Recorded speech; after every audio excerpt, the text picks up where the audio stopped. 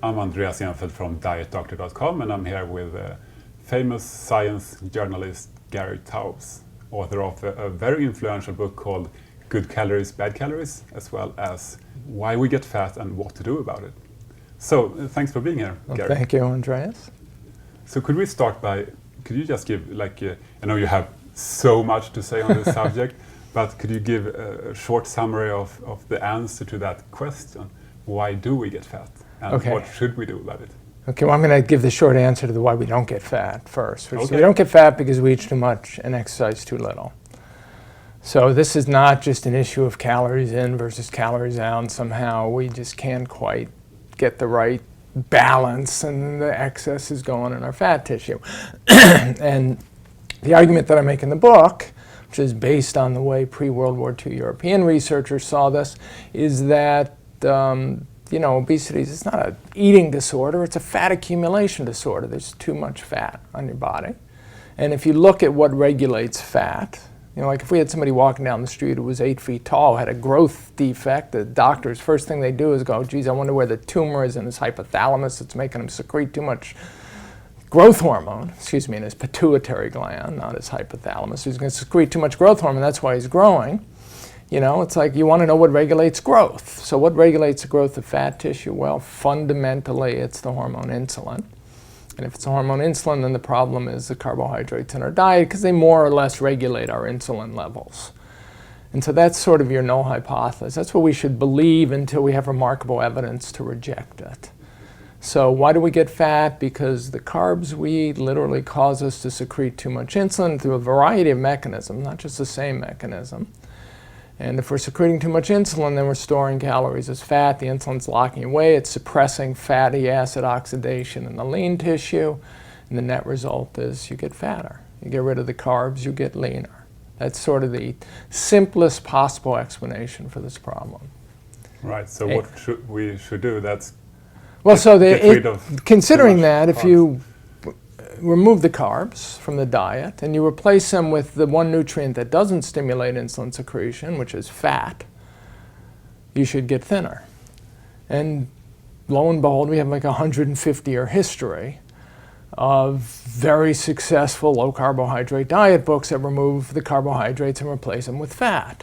Going back to the 1860s.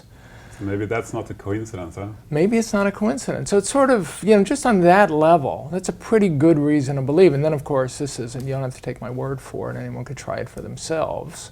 It's the great thing about weight problems. It's not like if you're trying to get a diet to prevent heart disease, you have to do it for 40 or 50 years and you still don't know when you get the heart attack or don't whether the diet did it. When you have a symptom, excess weight, you can do the intervention, remove the carbs, add back fat instead, and see what happens. And hey, if nothing happens in 6 months, then either I'm wrong or it doesn't work for you. We don't know which, but certainly one of the two is true. But if it does work, it doesn't actually even matter if I'm right. It's one of these things where you can actually test it yourself and see if, by paying attention to human biology and the physiological regulation of your fat tissue, if that's actually the secret to losing weight, getting rid of the fat you've accumulated. So it's easy to test for yourself, and a lot of people are doing that, I'm sure, right now. Well, a lot of people are doing it, yeah. And a lot of people, again, it's hard to tell from our perspective. You probably get emails from people, you have these wonderful, successful emails. Excuse me. You get a lot of those? Again, it's hard to quantify a lot. Does Dean Ornish get a lot of them? That's always an interesting question. I have no idea. I want to say, Dean, do you get the kinds of emails I do where people say, thank you, I'd been obese for 30 years, I'd struggled, I couldn't understand, and then finally, I read Maybe you can print them out and see who has the biggest Well, you also have the type. Do they get a different type, Because that's the problem with, recently there's a very influential New York Times, used to be a food writer, now he's a health writer, Mark Bittman. Mark is wonderful. Cookbooks, kind of vegetarian, lean, bent in his diets, and he recently did a couple of blogs where he talked about how when he gave up dairy products and milk, his health improved remarkably. So the first blog talked about all the reasons, what happened with him personally and how great this was, and then he got, hundreds of comments and emails saying the same thing happened to me. And then his second column was, look how universal this phenomena is. And my argument is, he could have talked about how meeting space aliens had improved his Crohn's disease, and he'd have gotten thousands of emails saying, I met space aliens and they improved my Crohn's disease too. So because there's such a strong selection bias. You'll find huh? Yeah, it's just so you can find out maybe meeting space aliens does improve Crohn's disease, in which case if you can find one, you could find out for yourself. But it could be a placebo effect. And it could be a delusion. Maybe the Crohn's disease just happened to go in remission when you met the space aliens. So for that, you need a randomized controlled trial to find out if it works for you, even if it is a placebo effect, who cares? When it comes to low-carb diets, there are a few good randomized controlled trials, right? There are a lot of good randomized controlled trials. And I don't know how good they are because they tend to be, actually I do know how good they are, and they're not very good. But under the caveat that they tend to be free-living studies, so somebody will, get 200 subjects, randomize them into 2 groups or 3 groups, and one will be given the Atkins book and some counseling, and one will be given Ornish's book and some counseling, and one will be given like the AHA pamphlets, American Heart Association pamphlets, and then they'll be sent off into the world. And the problem is they don't particularly stay on the diets, but you still almost universally see greater weight loss with the carbohydrate restricted diet and better health markers, better heart disease risk factors on this diet that's supposed to kill you. So that's a really good sign. Even though the compliance is terrible in these studies. Looks to be terrible. Again, usually the researchers don't document how bad it is, but if you look at how weight changes, triglycerides, other biological markers of, for instance, carbohydrate consumption, HDL in particular, it's a pretty good sign that by the end of the studies, everyone's pretty much collapsed back to whatever they were eating when it started. So it's hard to tell someone to eat in a specific way, send them home and expect them to do that for 2 years. Well, I don't know how hard it is. It's an interesting problem because, if you don't really understand why the diets work, so let's say you got 5,000 smokers and you wanted to test the best way for them to quit. And you were testing like nicotine patches versus nicotine gum versus cold turkey. But you didn't really believe cigarettes were bad for you. You'd probably have a higher failure rate on all 3 methods. And they might all appear to be pretty much equal because everyone would go back to smoking, as opposed to being able to graphically illustrate to these people that the cigarettes are killing them. And now you're still going to have a pretty high failure rate. But you have a fighting chance. But you have a fighting chance. So in these studies, one of the problems is that they don't really know why the diets work. There's no understanding among the researchers of what's really happening here. And they're not making the argument, look, to you guys, carbohydrates are making you fat.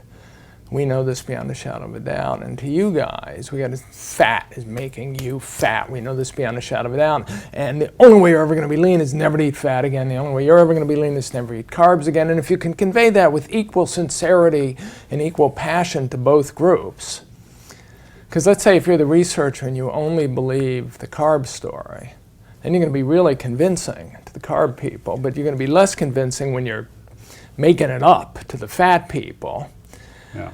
And so you're going to get a better effect in the carb group just because you're going to have a better intervention. And one of the things you have to do in these randomized controlled trials is balance interventions. It's a difficult thing to do, these studies. Yeah. And so you have to take someone who believes that the healthiest diets are low-fat diets to convey that message to your low-fat group. Somebody who believes that the healthiest diets are low-carb diets to convey that message. But the low-carb guy might be better. We should have a study with you in one arm and Dean Ornish in the other. Well, that's kind of what you need. Except that what if Dean is better, more convincing than I am? You never know. What if I'm more convincing than Dean? Then we're going to get a benefit in the low-carb group because I'm a more convincing communicator. So these studies are very hard to do, but still they do show a trend. But when they're done anyway, they tend, and again, it's not just the better weight loss, and in the first 6 weeks to 2 months when people are really sticking to the low-carb diet. And they're usually given advice that after 2 months they can start adding carbs back. While they're in what's called the induction phase, their weight is plummeting. Then they start adding the carbs back and they start plateauing, and then their weight starts creeping up again. Yeah, that's pretty Again, clear. it could be similar, saying we want you to quit smoking. So if you're going to go cold turkey, and then after 3 weeks or 6 weeks, when you comfortably quit, then you could start smoking in moderation. And good luck with that. And good luck with that, yeah. And these are the kinds of issues I address and why we get fat. Like, maybe it's better just to stick with the quit smoking, period. Even if 6 cigarettes a day is harmless and isn't going to give you lung cancer or heart disease, it could be a ticket back to smoking 2 packs a day, because once you open the door, you have problems. And so maybe for some people, complete abstinence is better. But this idea that carbs and insulin make you fat, that's kind of controversial still, and a lot of people are claiming that, in fact, insulin has nothing to do with weight gain. What do you say about that? Again, it's when I use the phrase "no hypothesis," like the simplest possible hypothesis is, we know that insulin to a great extent determines fat accumulation in fat cells. And we know that carbohydrates to a great extent determine insulin levels. Other protein stimulates insulin, and actually the more fat in the diet, the lower the insulin secretion. We also have this 100-some-odd-year history of the idea that carbohydrates are fattening and the success of carbohydrate-restricted diets. And so, to me, that should be the null hypothesis, the hypothesis that you need remarkable evidence to reject. Now, you can find studies in the literature that say effectively anything. One of the advantages I had as a science writer, if it was an advantage, was my second book was about, both my first 2 books were about the discovery of non-existent phenomena. And with the second book, this cold fusion phenomena, was ludicrous on the surface. It was like 50 orders of magnitude greater effect than could be explained by physical law. So it almost could use it as an effective definition of impossible. And yet after one group professed to have discovered it, and another group started to try and steal it from them, other groups actually came up with replications. And they were all wrong. It needed really rigorously well done research to demonstrate this was all just bad science. And the world is full of, experiments that seem to show something and seem to show something else. And so one of the things everyone does, including the best scientists, when you're in this business, you do I believe this should be true, and I can reject these experiments. This is, because it's just very likely they were just done poorly, or they were a little sloppy, or they were interpreted to confirm what the researcher thought was true when they really didn't show one thing one way or the other. The null hypothesis is insulin's regulating fat accumulation. Nobody really disagrees with the role of insulin on fat accumulation. There are other hormones involved, obviously. Stress hormones are involved, sex hormones are involved, but the trigger from the diet, and you really want to get remarkable evidence to disprove that. And then the question is, what do you call remarkable? Right, so could I come up with a few objections? Sure. One that's often voiced is that insulin is really a satiety hormone. That's what a lot of obesity researchers believe. If you raise insulin, you feel satiety, you eat less. Oh yeah, and it's quite possibly true, and it makes a lot of sense that in the brain, insulin is a satiety hormone. And if you infuse it into the cerebral spinal fluid of primates, which is what these experiments would do, it will suppress eating. But it makes perfect sense that a hormone that in the body works as an anabolic hormone to store fuels, in the brain as a negative feedback loop to say, hey, look, if we're storing fuels, that means we're eating, and we could, start the process of suppressing eating behavior because we know we're eating and we know we're doing the things we want to do with the fuel that we're getting. So this makes perfect sense. They two don't preclude the other. But when I was doing my research for good calories, bad calories, this idea that obesity that insulin is a satiety hormone, it took the group that came up with that idea, Steve Woods and I think Don Port and Michael Schwartz, They fought a terrific battle for like a decade to get the research community to accept it, and they eventually won. But what people forgot in the process was that in the body, in the periphery, insulin is a storage hormone. And it is. There's to the point that I remember one interview I did in my book with the head of the Joslin Diabetes Center at Harvard Medical School, which is, arguably the most preeminent diabetes research center in the world. And I asked him what the role of insulin was. And he said, well, it's a satiety hormone in the brain. And I said, no, but what about in the body? It's the fat storage hormone, among other things. And if you look at the Joslin's diabetes textbook, published by your diabetes research center, that's one of the roles it talks about. And you have this problem with type 2 diabetics that they get insulin therapy, they get fatter, independent of sort of increasing calorie consumption. And his response was, oh yeah, that's a good point, I kind of forgot about that. So the idea that there's research showing it's a satiety hormone, but that doesn't negate, what you want to do is negate the research showing that it's a fat storage hormone as well. So it could be both. Like a long-term fat storage. Yeah, but homeostatic feedback mechanisms, a hormone that does one thing in one place is likely to do an opposite thing, to have a negative feedback loop. Which is a great design. Like whoever designed that should get credit for it. But to consider what it does in the brain to negate what it does in the body is just sort of weirdly naive and is indicative of this kind of drunk in the streetlight approach to research, where you pay attention just to that one thing you're doing research on, and then you forget that there are all these other people. For example, the brain, and you forget that there's a body, and the problem is in the body.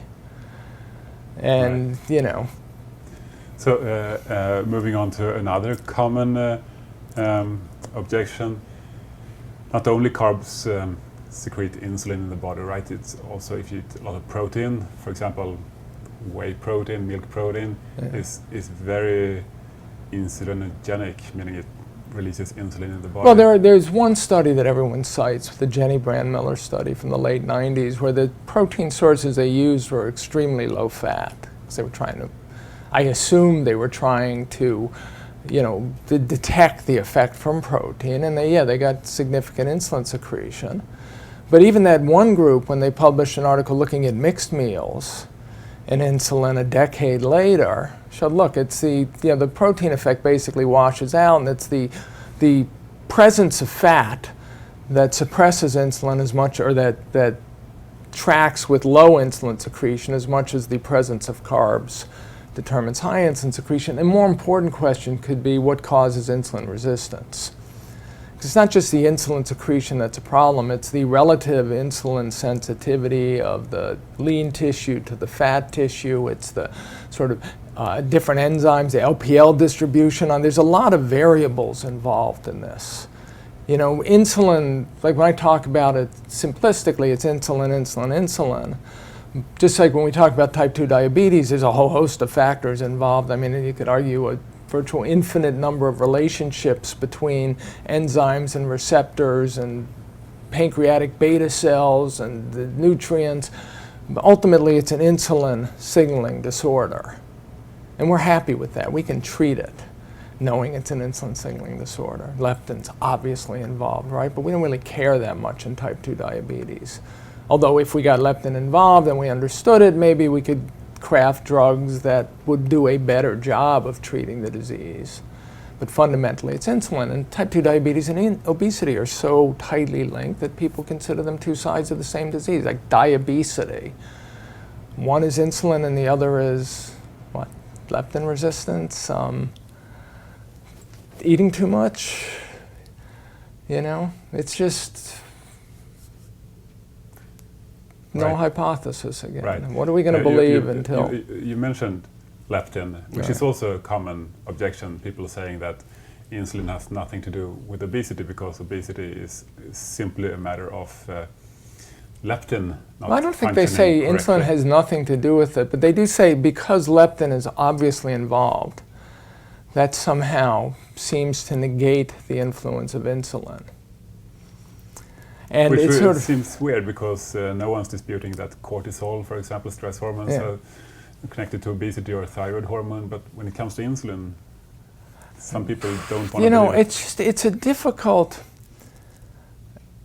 again, it's hard to talk about this without singling out individual research. A lot of people, the ideas come from a few sources. And the problem with insulin is if you talk about, let's take a case, let's say we have a growing child, and that child's getting taller and getting fatter. And we'll make it a girl, so she's getting fatter, but she's also developing sexually, so fat is going to specific places on her body.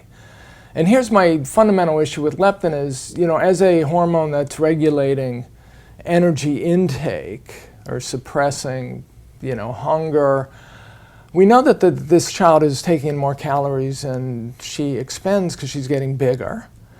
And she's getting bigger in some places. Ultimately, one way or the other, something has to be determining where the calories go and how they're used. Are they used for energy? Do they go to fat? Do they go to the breasts which are developing or the gut that's getting fatter? Are they going to the bones and the muscles and the lean tissue that's growing and extending? Something has to decide how the fuel is used. Just the idea that the body has some preset number. So it knows how much to spend on this growth issue and the sexual development issues, and what's left over gets to the fat. Seems to me kind of naive. At some level, the tissues themselves have to be taking what they need.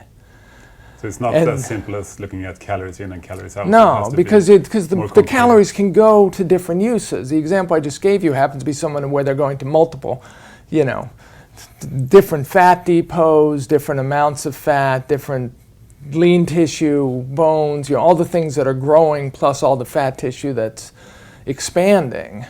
So you're saying it's hormonally regulated on the different It's got to be locally regulated as well. I mean, there are obviously systemic, arguments. So in that case, even the sex hormones wouldn't be secreted by the brain, although the brain might have some role in stimulating the sex hormones to secrete them. But they're not coming from the brain, they're coming from other areas of the body. I used to say, you can cut this after I say it, but one of the effects is men get older, their brains move slowly above their waist. Right. Moves north the older you get. But these are the issues. So at some level, ultimately, the tissue itself and the hormonal signals on that tissue have to be working together to decide whether or not that cell, like a mammary cell versus a abdominal fat cell, are going to take up the excess nutrients that are always in the bloodstream anyway.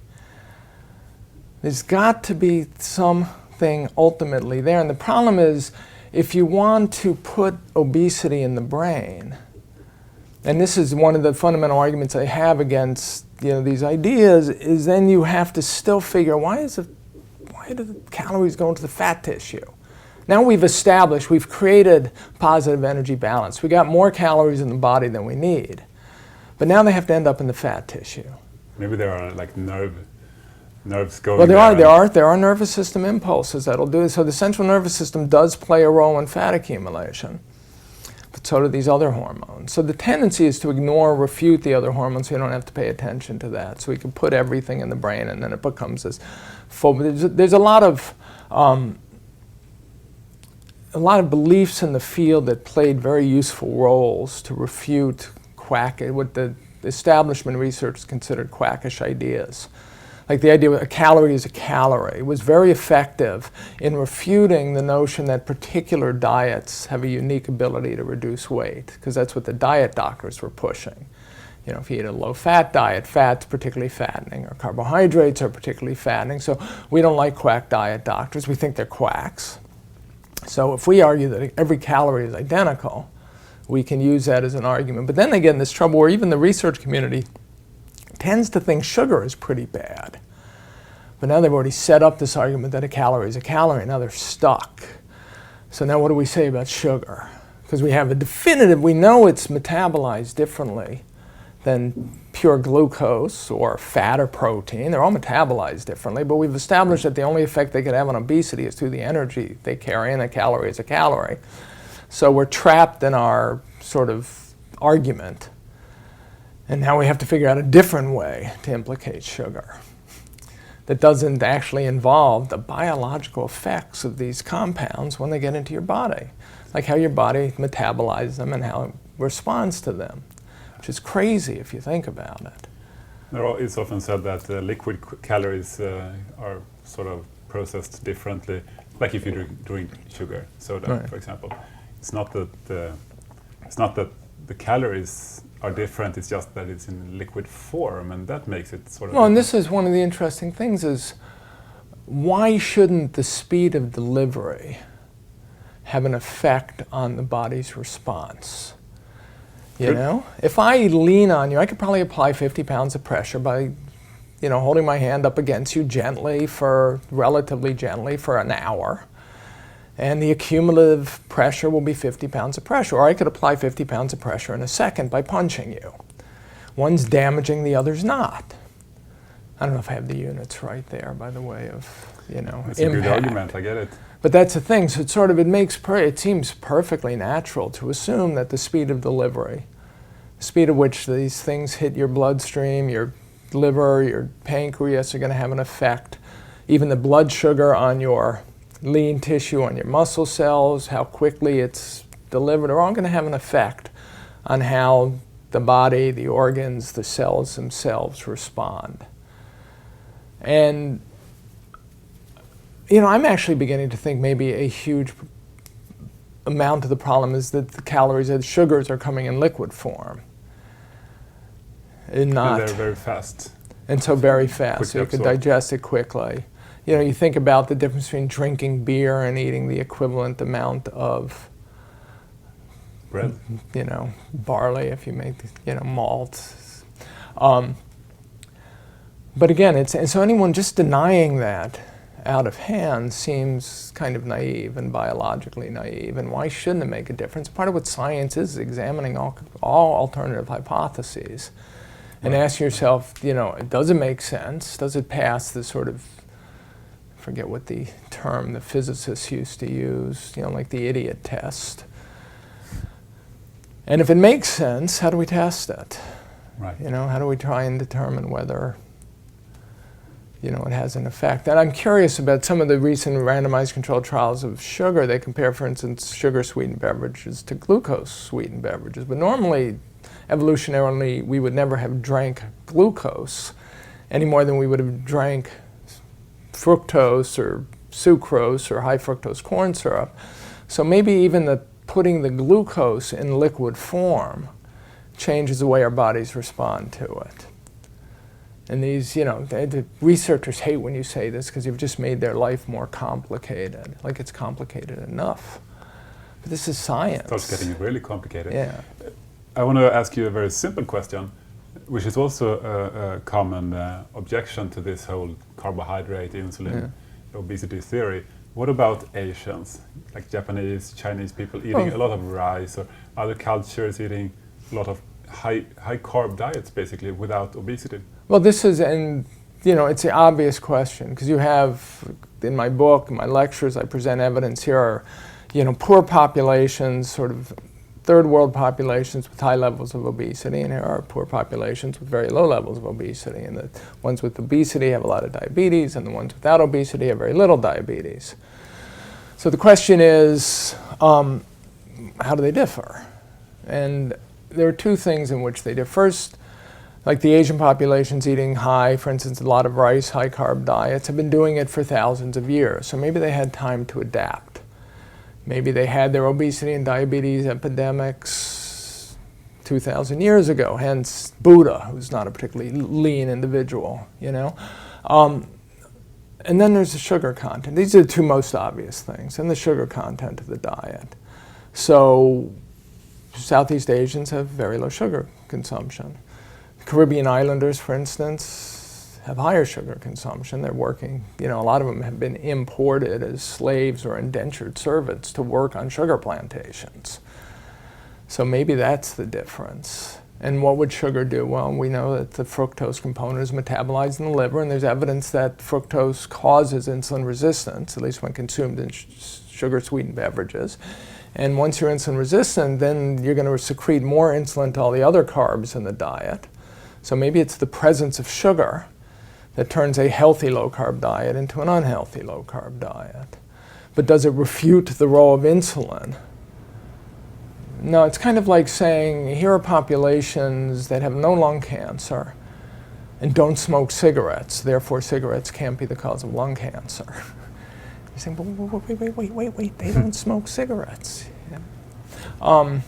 Actually, that's a lousy metaphor, because a cigarette, you still need the sugar to trigger it, and we don't have something like that for cigarettes unless sugar causes cancer as well, in which case it would be interesting to see the Japanese, I do believe, have like the highest smoking rate in the world. I wonder what their lung cancer rates are like.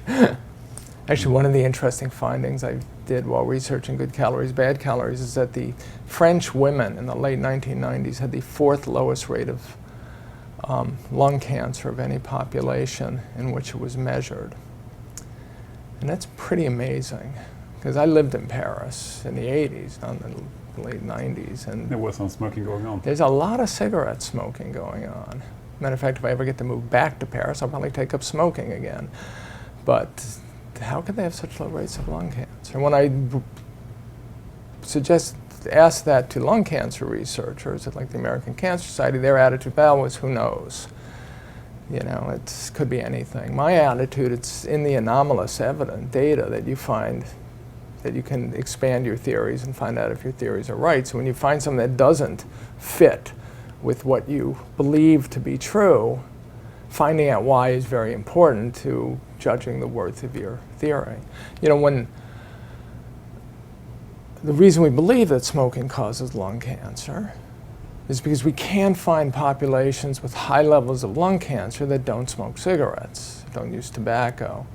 I mean, I don't know about asbestos workers and asbestos factories, but if we could find populations with high levels of obesity and diabetes that didn't consume sugar, that would be interesting. Now you've started to refute the theory. I personally don't. Population? No, but they could be out there. That's a refutation. That's a black swan. But it's interesting if you can't find it. Well, again, the argument would be I haven't looked hard enough because I'm too much in love with my theory. Of course. Finally, last objection. Some people are saying today that obesity is all about food reward. It all happens in the brain. Some foods have high reward values. I mean, meaning that we can't basically stop eating them, and we eat too much, while other foods are. Is that what food reward means? I'm not too sure I understand what food reward means, but I think the people who think they understand would argue that that's.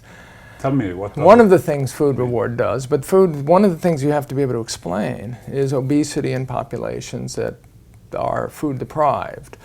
You know, poor populations with a lot of malnutrition, some starvation, and yet, for instance, obese mothers. So you can argue that they could not have been eating too much of a food because they didn't have enough food available.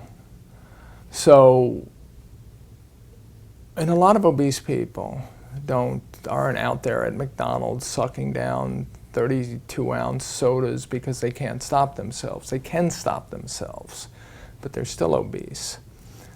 So you need a theory of obesity that doesn't require having excess rewarding food around, to me. And you need a theory of obesity that doesn't require that we define a food as rewarding by the presence of obesity in that population. So, you know, one of the things we all hear is people who go on paleo diets or very low carb diets. You know, I find porterhouse steaks slathered in butter very rewarding, and I could eat enormous quantities of them. And I won't get fat. At least I don't believe I'll get fat.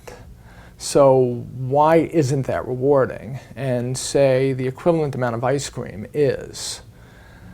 And if it's because, and then let's say I will get fat on the ice cream, I'm going to assume I will. I don't eat it anymore, so I don't know, but I used to, and I used to be fatter. So what's the difference between the two? Is it their effect in the brain, that the ice cream is rewarding and it's signaling my hypothalamus, there's a lot of rewarding food out there, so expand my fat stores, which is possible.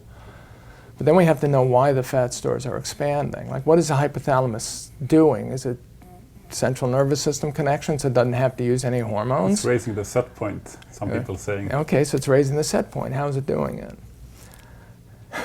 I'm not quite Is sure. it causing insulin levels to go up? Because the hypothalamus is hardwired to the pancreas through the vagus nerve, so it can stimulate Maybe it's insulin increasing secretion. leptin resistance.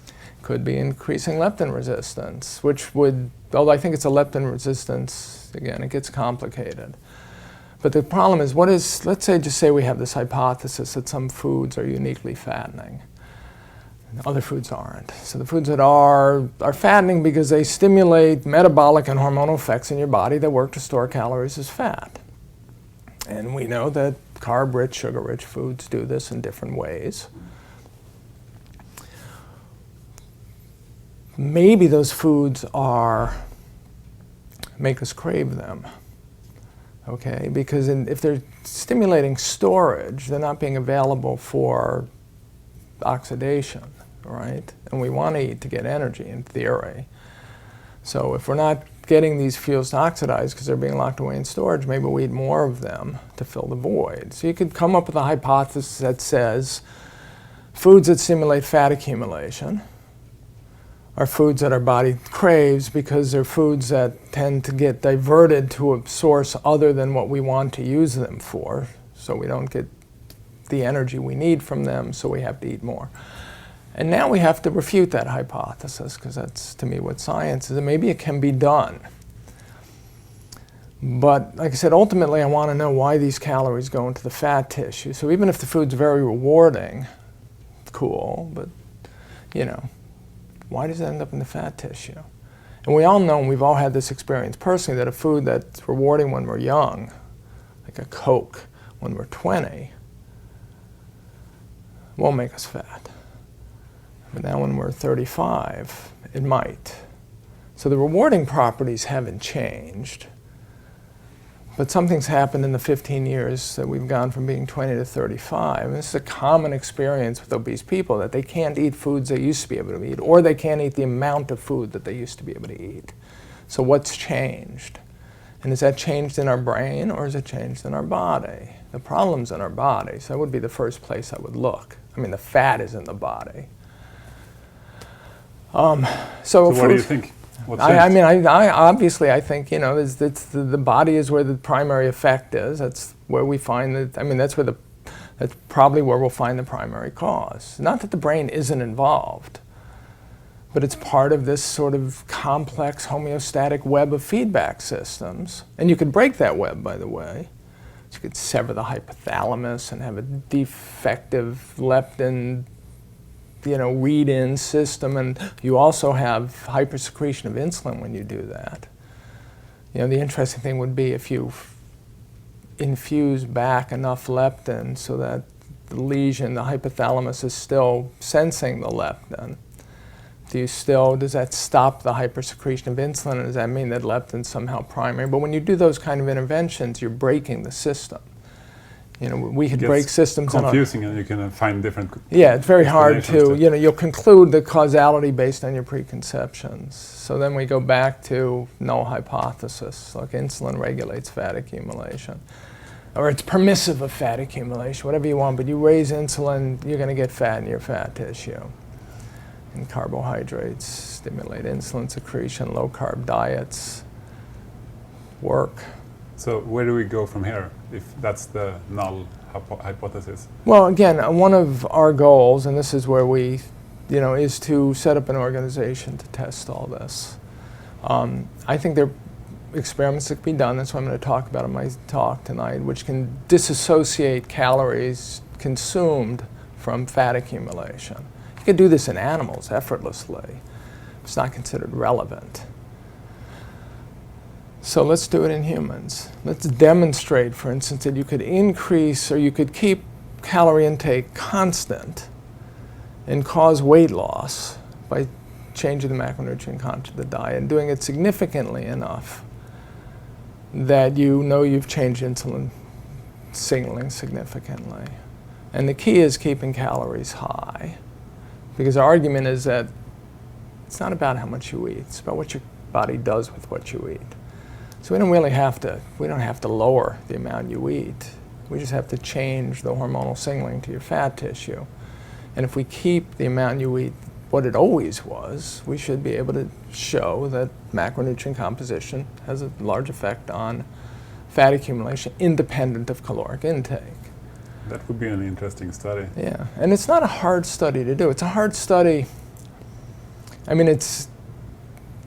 the setup is simple. You have to get people to follow the diets, and you have to prove that they ate everything you gave them, because when you write up the paper and you say, we fed this guy 3,000 calories and he lost 30 pounds, the reviewer's going to say, that's impossible, right? Because I believe that in order to lose 30 pounds, you have to lose weight. You have to eat less. So obviously you didn't eat what you gave them. So you have to be able to prove that they ate 3,000 calories. There's another way to do it, which is what this fellow David Ludwig did recently, is if you measure energy expenditure, if they lose 30 pounds, their energy expenditure has to go up significantly. So now in theory you don't even have to measure intake all that well. All you have to do is show that they lost weight and increased energy expenditure, because that also contradicts the current beliefs, which is that whenever you lose weight, your energy expenditure always goes down to compensate. So there are ways to do the experiment that are very rigorous and expensive, and ways that require a little less sort of monitoring of the subjects to proving they did exactly what you told them to. The way we do experiments now, like I said, is we tell people to follow different diets, and we give them some counseling, and then we measure the effect of telling them. We don't actually measure the effect of being on these different diets, and what we have to do is measure the effect of being on the diet, because that's what we're interested in. That then tells us what actually causes obesity to begin with. So let's hope those experiments gets done, and maybe we can stop people from getting fat. And well, this is the argument. 10 years from now, let's not have anything to argue about. You know, I think to some extent that's possible. To some extent, people argue about diet regardless of the evidence. So it's like religion. You know, presence or absence of evidence doesn't really affect people's beliefs to a large extent. But people stopped smoking from the 1950s until now. Most people did anyway. So yeah, no, they did, and that's what we hope, that we can convince enough that if we're right, these experiments will confirm them, and then with the experiments, with enough sort of public advocacy, political, you know, getting people to really pay attention to this data, why these experiments were done, what the purpose was, get them to understand the experiments prior to the experiments being done, getting them to give us their feedback. So we can say, here's the experiment, you predict this will happen. You know, let's say I'm talking to a leading obesity researcher. You think this will happen, and we think this will happen. Let's assume we get this. How are you going to talk yourself out of it? What are you going to say we didn't do right? Here's the experimental details. Here's what we're going to measure. Here's how we're going to feed them. Here's how we're going to monitor them. You know, this is what we're going to be able to provide you as evidence. And now we're going to give you something that's equivalent of telling an atheist that proving to an atheist that God exists, or to a God-fearing person that he or she doesn't. Yeah, what's your response going to be? Because if we can figure out what you're going to criticize about the experiment in advance, which could be a correct criticism, could be a valid point, can we build that into the experiment so that at least we know that that point has been addressed as best we could? You know, let's build these things in advance. I know my own complaints about how these experiments are done, and it's very difficult when you're using real humans. You can't. But you can't get away from it, right? If you're going to prove what happens in humans, this is test it on humans. You know, what I learned in my history, you know, the advantage I had being a science journalist covering these non-existent phenomena. My 2 books are about non-existent phenomena. So I'm dealing with excellent experimental physicists, nuclear engineers, chemists. If an experiment isn't ironclad, you don't know you don't know how to interpret it. You know, you don't know if your preferred interpretation of the evidence is the correct one. You can suspect it, but you just don't know if it's true. And so how do you make these, and you can't do ironclad experiments with humans. And the world won't let that happen.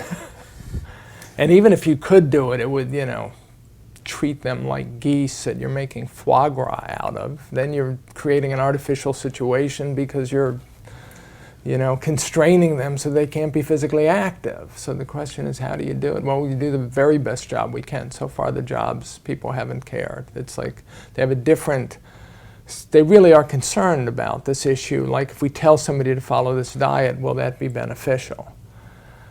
You know, they don't think that there's an issue about what causes obesity. Is it calories?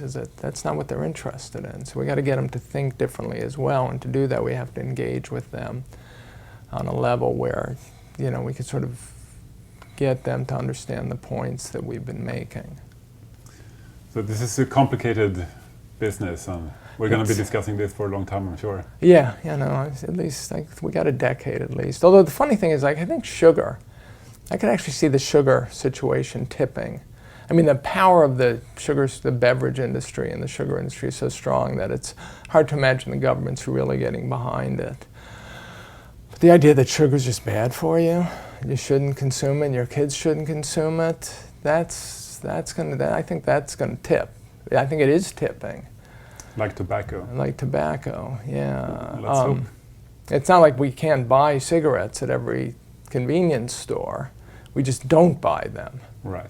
I was talking to a law professor at Berkeley who's been involved in the regulation, tobacco regulation, for a long time, and he said, you know, if we can get like 9-10% of smokers, that's the best like the smoking levels down to 9-10%, that's like the best you're ever going to do. You're never going to reach those last 10%. For whatever reason, they're just, and so if we can get sugar consumption down from, you know, smoking, that means they cut smoking by a third or so, maybe even, you know, 80% since the 1960s. If we can get sugar down by that level, that would be a major, I think it would be a major public health breakthrough. I think so too. Yeah. Let's hope for it. Well, let's see what happens. You still have to do the research. Thank you so much for the interview. Well, thank you, Andreas.